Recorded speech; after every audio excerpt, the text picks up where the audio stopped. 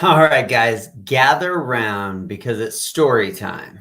And I was thinking about this the other day, as sometimes I sit around and watch cartoons with my kids, as I'm sure a lot of you guys do.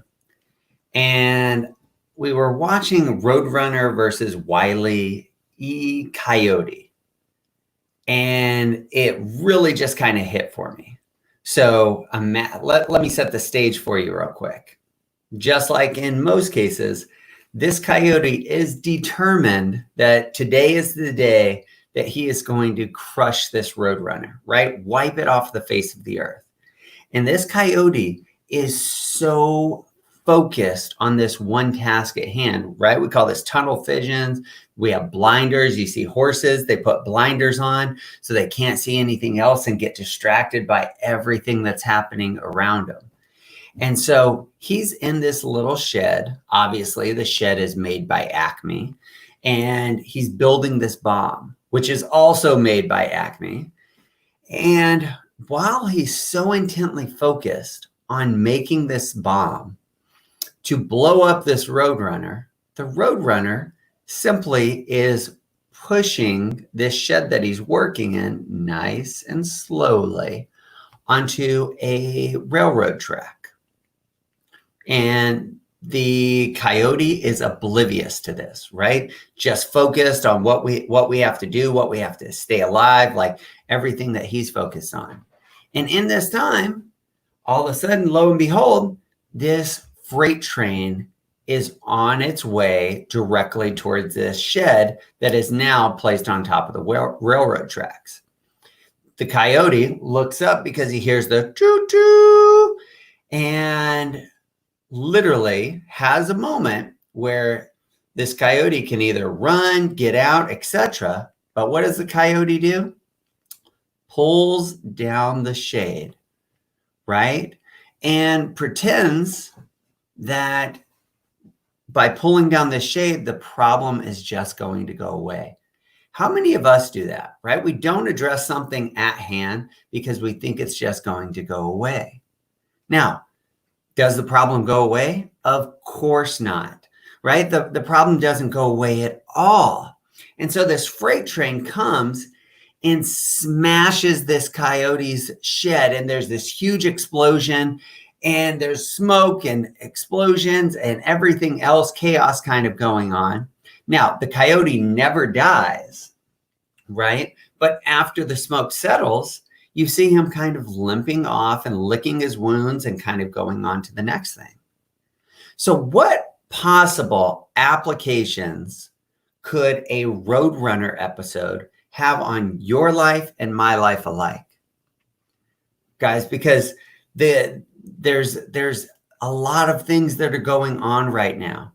And I want to talk about the real estate market for a quick second, right? We have over 30 million people that are unemployed. We have millions of forbearance agreements where people are not making their mortgage payments that are going to have to be caught up at some point. I was just looking over here, and the airline industries, American Airlines warned 25,000 employees, almost 20% of the workforce, about potential cuts.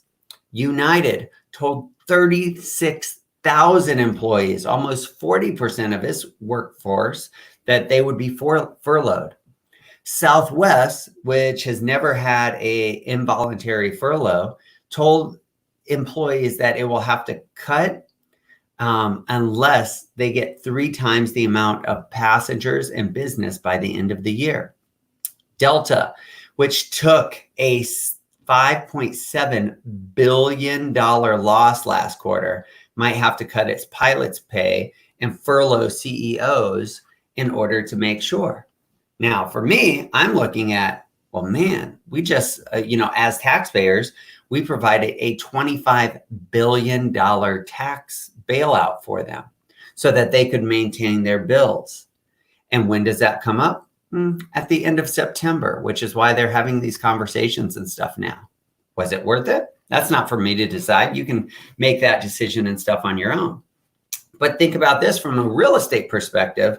When we have all of these scenarios that are happening right now, forbearance agreements, more unemployment to come, and you have companies. So think about this. You have Chase, Citi, Goldman Sachs, Morgan Stanley, some of the largest financial institutions in the country, guys, that have set aside $30 billion. That's billion with a B, to cover expected future losses.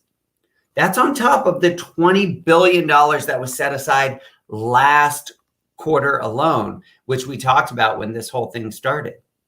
So if you are a real estate professional, what are you going to do? If you're a homeowner and like there's opportunity and stuff right now, are you going to stick your head in the sand and pretend like this doesn't happen, like this is not going to affect you, that your business is going to continue to remain the same?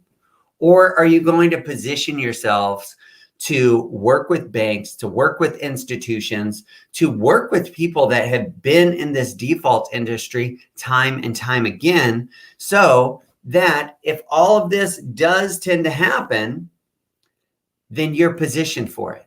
I'm not saying it will or it will not. I'm telling you to look at that and create a plan for yourself. If it does, are you positioned for it? Will you be able to make sure that your business survives or more so thrives? I'm hosting a session later on this week on Thursday on how to position yourself for the next foreclosure market.